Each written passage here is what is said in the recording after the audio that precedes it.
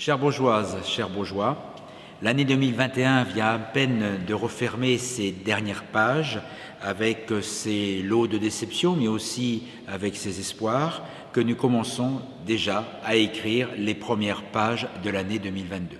En ces premières heures de l'année 2022, je suis bien évidemment très heureux de vous présenter mes meilleurs vœux de bonheur, de santé. Dans cette période contrainte et complexe, la santé est sans doute plus que d'habitude le bien le plus important. Et puis également mes meilleurs vœux de réussite. Je n'ignore pas que certaines personnes ont été confrontées durant l'année écoulée à de nombreuses difficultés, mais il faut garder espoir. Le Baugeois est devenu aujourd'hui une terre d'entreprise. Nous avons créé beaucoup d'emplois durant l'année qui s'est écoulée, malgré un contexte difficile. Donc ne perdez pas espoir et continuez à chercher, et nous sommes à votre côté pour vous accompagner. Donc à toutes et à tous, je vous souhaite bien évidemment une excellente année 2022, faite de beaux projets et de belles réussites. Avant d'évoquer les projets de l'année 2022, une petite rétrospective de l'année 2021. Donc bien évidemment une année 2021 difficile. On avait le sentiment l'an passé à la même date que les choses allaient se dérouler d'une meilleure manière. Aujourd'hui, on constate que nous avons été confrontés à d'énormes difficultés. On ne parle pas de 2021 sans parler bien évidemment du Covid, et je voulais ici saluer le travail exemplaire de tous les professionnels de santé du territoire, de tous les bénévoles et les agents qui sont intervenus dans le cadre du centre de vaccination, qui ont fait un travail exemplaire.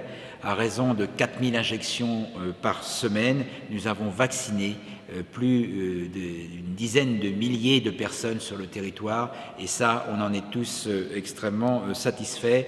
Notre centre de vaccination est un centre de proximité, il va continuer à officier. Je voulais profiter de ces premières heures pour saluer le travail remarquable qui a été fait par l'ensemble des partenaires. Je n'oublie pas l'hôpital Baugeois-Vallée qui est intervenu également à nos côtés.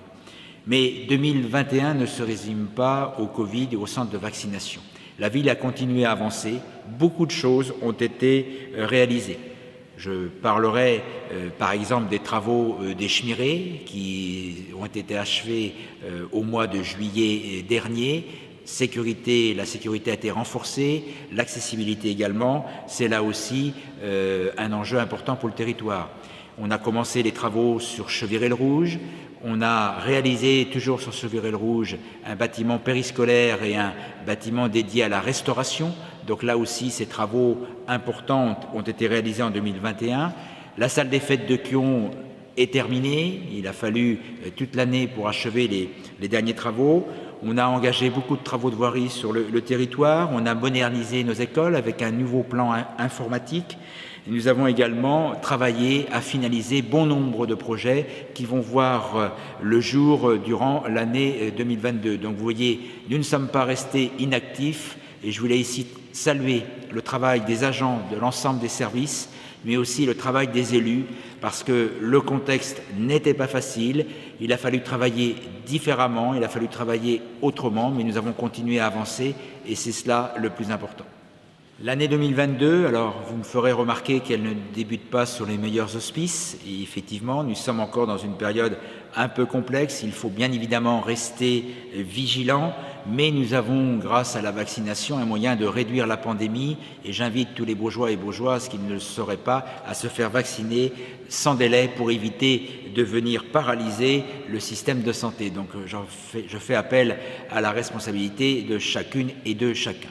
Mais 2022, ce n'est pas seulement la gestion de la pandémie, c'est bien évidemment la réalisation de très beaux projets, de projets importants pour le territoire.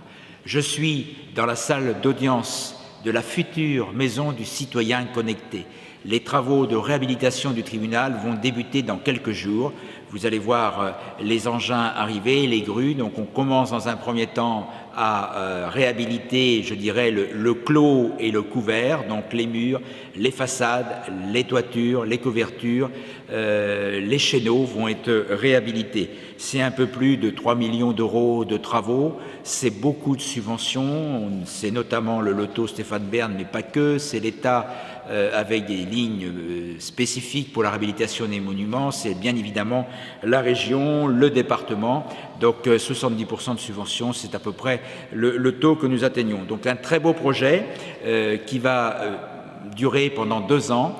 Vers le mois de juin-juillet, on va lancer la deuxième phase qui va porter sur l'intérieur du tribunal, avec tout l'aspect connecté, aménagement de la salle d'audience pour la transformer en salle de réunion. Enfin, vous suivrez tout ça au jour le jour, car nous allons mettre en place un suivi photographique et nous organiserons donc des expositions très régulièrement pour que les Baugeois soient bien évidemment informés de l'évolution du chantier. Et nous allons associer tous nos Baugeois en commun. Vous savez que nous avons tiré au sort une soixantaine de Baugeois pour nous accompagner. Certains ont choisi le tribunal, ils vont être beaucoup sollicités par les agents de la ville. Nous avons recruté, là encore, dans le cadre du plan de relance, un volontaire territorial qui va nous accompagner et dont la mission est spécifiquement liée à la réhabilitation et à la mise en animation donc, du tribunal. Mais 2022, ce ne sera pas que le tribunal, c'est aussi la maison des services au public qui va se transformer en maison France Service. Nous allons donc agrandir l'espace, nous allons réhabiliter et transformer l'ancienne chapelle qui donne face à la maison des services en un hall d'accueil. Vous pourrez trouver des espaces de confidentialité, vous pourrez trouver des espaces numériques et vous aurez en permanence 2 agents qui vous accompagneront pour vous renseigner, vous orienter dans vos démarches administratives ou vous orienter vers le centre social. Donc Maison France Service, c'est un peu plus de 900 000 € de travaux. Nous allons continuer la réhabilitation de l'église de Baugé, bien évidemment. Les travaux ont débuté, ils se déroulent sans difficulté, les entreprises sont sérieuses, compétentes. On va ouvrir un deuxième chantier qui est celui de l'église donc de Saint-Quentin-les-Beaux-Repères. Donc un chantier peut-être moins important que Baugé, mais très important, parce que là aussi on a une église qui est en péril.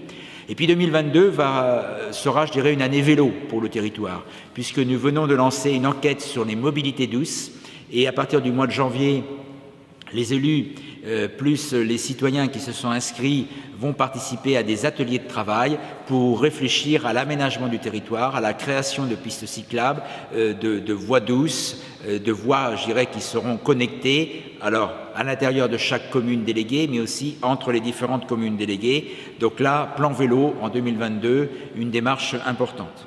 2022, c'est aussi la médiathèque. Le permis de construire a été déposé il y a quelques jours, je dirais il y a quelques heures, et nous allons pouvoir lancer le marché de travaux, vraisemblablement avant l'été. C'est un dossier extrêmement complexe, mais ô combien important, puisque nous allons transférer la bibliothèque, ou la médiathèque actuelle, dans les locaux de l'Hôtel-Dieu, pour que nos amis lecteurs, les Baugeois, aient un espace culturel qui leur soit totalement dédié. 2022 va voir aussi le lancement d'un certain nombre d'études, donc j'aurai l'occasion de vous en parler plus précisément ultérieurement, mais quelques lignes particulières, quelques mots particuliers. On va travailler sur Clé, sur un aménagement d'un bâtiment périscolaire, comme on l'a fait sur Cheviré-le-Rouge. On va également travailler à l'extension du dispositif Petite Ville de demain à l'ensemble des communes déléguées. Donc, ça sera des possibilités pour les Baugeoises et Baugeois d'obtenir des aides pour réhabiliter leur maison d'habitation ou construire des nouveaux espaces. Donc, on va également travailler sur ce sujet. On aura également une dimension environnementale forte en 2022 puisque nous allons lancer un plan arbre, un plan nature. Donc un service civique a été embauché pour renforcer le service. Nous allons réfléchir à planter davantage d'arbres et puis également à embellir la commune. Donc vous voyez que beaucoup de projets vont être réalisés en 2022, mais qu'aussi beaucoup d'études vont être menées. Alors j'aurai l'occasion de vous détailler tous ces éléments-là, alors non pas en présentiel, mais à l'occasion des vœux qui, une fois de plus, seront en visio. Donc il vous suffira de vous connecter le 9 janvier prochain à 11h, soit sur la page Facebook, soit sur YouTube, pour suivre les vœux qui vous seront retranscrits en voie, je dirais par voie vidéo. On ne pouvait pas, compte tenu du contexte et des évolutions défavorables qui sont attendues, prendre le risque de vous accueillir en présentiel. Les collectivités, dans cette période difficile, doivent elles aussi montrer l'exemple et les élus sont en première ligne pour effectivement envoyer les bons signaux. Donc voilà ce qui se passera en 2022. Je voulais terminer de manière positive, sur une note positive. Bien évidemment, il faudra en 2022 rester vigilant. J'en appelle à la solidarité des uns et des autres et je voulais dire que l'année 2022 pour Beaugency-en-Anjou est délibérément placée sous le signe de l'optimisme. Il faut être optimiste, il faut avancer.